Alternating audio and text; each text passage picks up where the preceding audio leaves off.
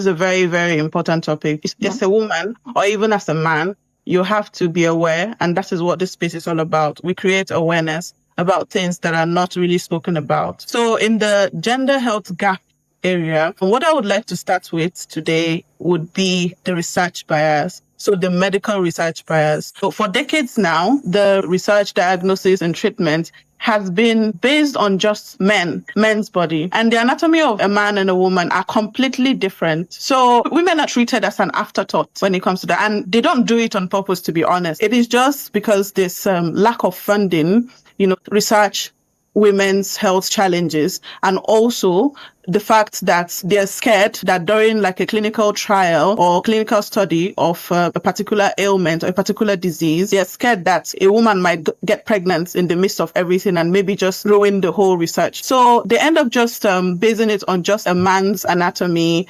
and the woman is pushed aside completely. So for decades, this has been happening. So when it also comes to medicine, the drugs that are prescribed, because the research was based on a man, it affects us very, very differently. There's another challenge to it. We don't experience the same symptoms. So a man, take, for example, heart attack, the classic symptom we see in the movies. You see someone holding onto their chest and, they're falling to the ground and eventually, maybe they die eventually, or maybe they don't die. But for a woman, it is quite different. For most women, it's quite different. And you won't believe, I was actually shocked when I read that for a woman, you would be experiencing constant nausea and, the pain in the jaw or fatigue, which are quite, if you look at it, is mostly common amongst women. So we can actually say heart attack is a silent killer in women just because our symptoms are not the same as the men experience it. So just imagine how many women have died because when you're nauseous, it does not instinctively come to you to go to the hospital. When you feel nauseous, when you feel fatigued, people will tell you, okay, if you're nauseous, maybe you have a fragile belly, maybe you had something to eat that does not sit right with you.